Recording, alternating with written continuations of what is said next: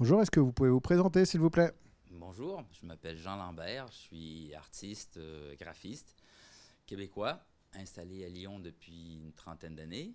Et puis j'expose avec 21 artistes ici à la galerie Art Show, ainsi qu'à la galerie Beausphère, parce que c'est une exposition commune entre ces deux galeries qui réunit 21 artistes, sur le thème de Agapé, qui signifie l'amour au sens large, l'amour universel.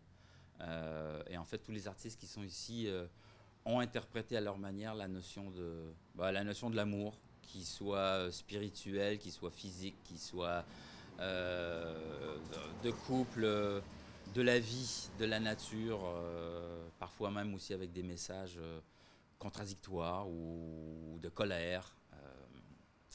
Voilà. Donc, vous pouvez nous faire voir un petit peu ce que vous avez réalisé comme œuvre? Ouais, mon travail ici, entre autres de la sérigraphie que je pratique régulièrement. Là, en l'occurrence, avec des mots ou des phrases que j'aime traiter à double sens. Et là, vous les avez voulu dire quoi, du coup? En fait, c'était une réaction spontanée suite à une information que j'entendais sur la radio d'un attentat qui avait eu lieu dans une discothèque en Floride, une discothèque, un bar gay, où est-ce qu'il y a eu plus de 20 personnes décédées. Et sur le coup, quand j'ai entendu l'info, ça, ben forcément, un peu de révolte. Et du coup, Vous aviez la haine? Pardon? Vous aviez la haine? J'avais la haine, exactement. Et en fait, spontanément, j'ai griffonné sur un bout de papier cette espèce de petit jeu de mots avec le mot haine, dont j'ai assuré le H et que j'ai transformé le N en M, ce qui fait que ça devient le mot M.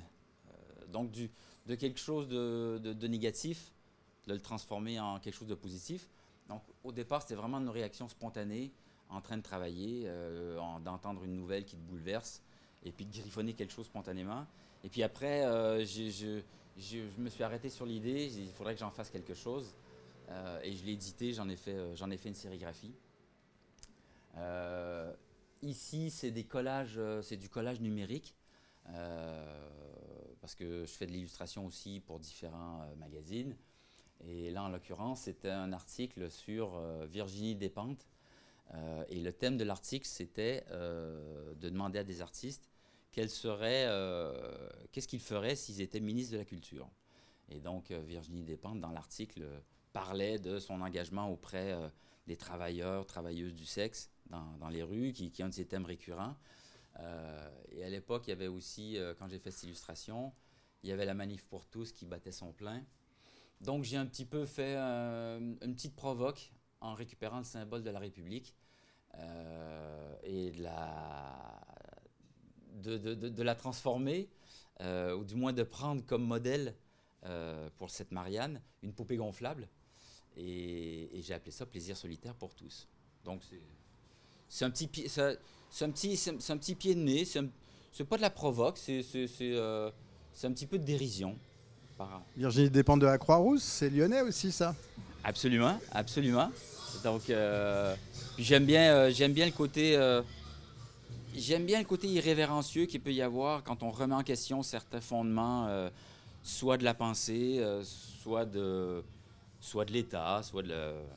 Donc là, c'était l'occasion. En plus, quand on est avec un support ou un magazine qui donne carte blanche pour, euh, pour l'expression d'un papier, bah, j'aime bien parce que ça permet d'exprimer plein d'autres choses au-delà de ce que l'article peut raconter. Ensuite, Ensuite, bah, c'est une autre illustration aussi pour le même magazine à l'époque et qui faisait un papier sur cette personne qui s'appelle Ultraviolette, qui est en fait une grenobloise qui venait d'un milieu très bourgeois dans les années 60. Après, est partie à New York et est devenue la muse d'Andy Warhol. Et donc l'article était sur elle parce qu'elle était décédée à ce moment-là. Et du coup, ben, mon mandat à moi, c'était de l'illustrer. Donc je me suis documenté sur le personnage. Et donc je découvre cette femme, cette belle femme avec une forte personnalité qui se retrouve dans le giron de Warhol, de la Factory, qui est un milieu quand même très vaniteux, on pourrait dire. Ce qui fait que j'ai pris la méduse comme prétexte pour l'habiller. Et, Qui est l'inverse de Narcisse, du coup? ouais, en fait, la méduse a comme particularité que lorsqu'on la regarde dans les yeux, on se transforme en pierre. Euh, donc c'est justement une espèce de, de dénonciation de la vanité, d'une certaine manière. Et c'est le paradoxe avec les artistes aussi, parce pour exister, on doit être regardé, ou du moins notre travail doit être vu. Et là, j'ai poussé, entre guillemets, la démarche jusqu'à aller chercher les yeux qui complètent les serpents de ses cheveux. Ce sont tous des membres de la Factory, parce qu'il y en a eu plusieurs. Et puis j'ai mis les yeux d'Andy Warhol sur sa chemise, sur sa veste. Donc en fait, c'est un portrait. Le mandat ici, c'est de faire un portrait d'une personnalité et puis de s'inspirer de son parcours de vie, de ses faits saillants, et de les récupérer et puis d'en créer une métaphore, en fait. Et du coup, on voit les yeux de qui, là, par exemple? Ah mon Dieu, je ne saurais pas te dire tous les noms parce qu'il y en a plusieurs. Il y a Lou Reed, quelque part? Lou Reed n'était pas directement impliqué dans la Factory, plus après dans le Velvet. Mais non, j'ai plus pris des gens moins connus. Tu me prends au dépourvu parce que je peux pas te citer tous les noms. Mais par contre, je peux t'assurer que tous ces personnages, tous les yeux, ont un lien avec la Factory. Ok, pas de souci. On continue, fais voir. Ici, c'est encore de la sérigraphie. Et là, c'est une phrase qui m'avait interpellé, « Take your pleasure seriously », qui est une phrase de Charles Ames. En fait, Charles Ames et son épouse, qui avaient un bureau de design dans les années 60, 70. J'aimais beaucoup cette phrase. Et je ne suis pas arrivé à la traduire parce que ça n'a pas le même sens en français. C'est un peu carpe diem, non? Bah, oui, absolument, absolument. C'est-à-dire que le plaisir est quelque chose d'important. Donc, il ne faut pas le négliger. Joueur de la vie. Exactement. Et du coup, je l'ai écrit au pinceau. Et après, je l'ai édité en sérigraphie sur des pages que j'ai arrachées d'une collection de magazines des années 60 qui s'appelait Réalité, qui avait l'avantage d'avoir des très très belles photos avec des situations diverses et variées. Donc là, ce personnage au milieu d'un bouquet de fleurs. Donc cette phrase, moi, ça me permet de la juxtaposer avec plusieurs ambiances, des ambiances très, très joviales comme ici, mais j'ai d'autres images avec cette phrase qui sont plus troubles. Et puis, sinon, si on continue dans la même veine, la phrase qui est là-bas, « Dieu, ça suffit, maintenant tu arrêtes, s'il vous plaît ». C'est pareil, c'est une phrase qui m'est venue spontanément après l'annonce d'un autre drame. Et j'aimais bien cette idée de s'adresser à une personne soi-disant tout puissante et de lui dire maintenant arrête tes conneries, ça suffit. Et il était pour quelque chose, lui?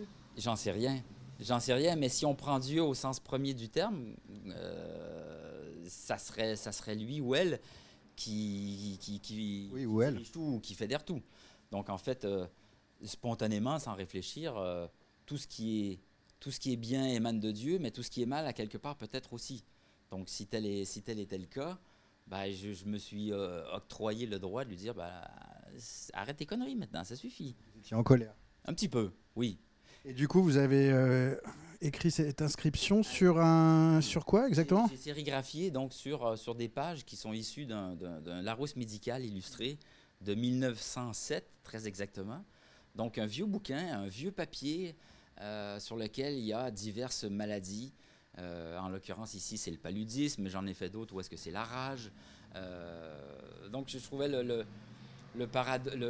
paradoxe entre les deux qui me faisait, entre guillemets, sourire, même si ça ne porte pas forcément à sourire, mais de mettre cette phrase sur des maladies, en fait. Et du coup, vous voulez qu'il arrête les maladies? J'ai pas cette prétention, hein, loin de moi. Hein. C'est plus un cri spontané, une espèce d'expression. C'est là où je me rapproche, entre guillemets, de l'art de la rue, même si moi, je le pratique pas dans la rue, mais c'est vraiment une expression spontanée.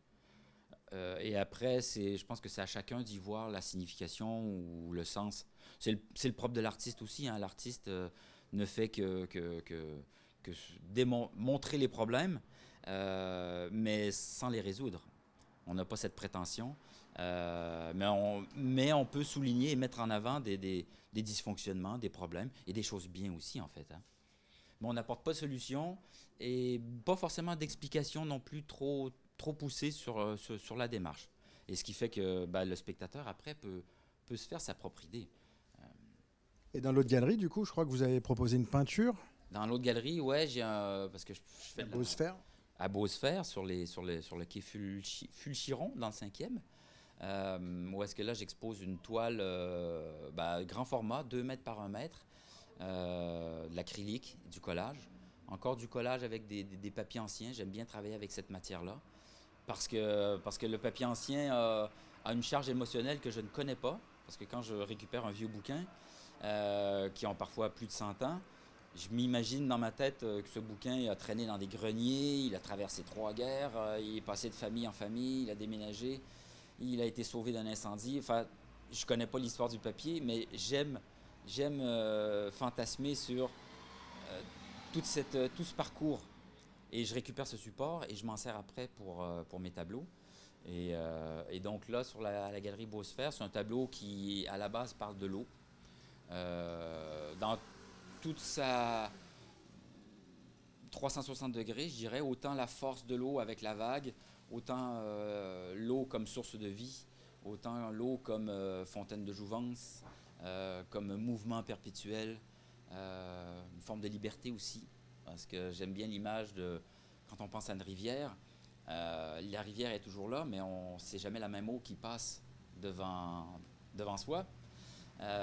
Et tout ça, je le rattachais à l'idée d'agapé, de cette espèce d'amour universel qui peut, là en l'occurrence sur ce tableau, c'était plus l'amour de la liberté et l'amour simple par rapport à l'eau qui est vraiment la source de vie, donc forcément la source de l'amour, si on peut dire. Donc, tu ne travailles pas dans la rue, tu travailles du coup là tu as fait des sérigraphies, tu as travaillé pour une marque de skate aussi, je crois. Oui, l'illustration avec la Marianne qui est ici, c'est une illustration qui a été reproduite sur une planche de skate pour une marque qui s'appelait Diligent, qui est une marque lyonnaise, avec qui j'ai collaboré pendant toute la durée de son existence, qui a duré une petite dizaine d'années, qui était un projet de passionné qui avait été lancé par Florent Bavouzet, qui était un ancien champion de France de skate, qui est devenu un ami, on a sympathisé, et puis il a lancé ce projet un peu fou de monter une marque de skate locale. Et du coup, on a fait cette collaboration pendant une dizaine d'années avec toutes sortes de visuels. Et du coup, ce visuel, je l'avais appelé « Plaisir solitaire pour tous ». Merci. Je t'en prie.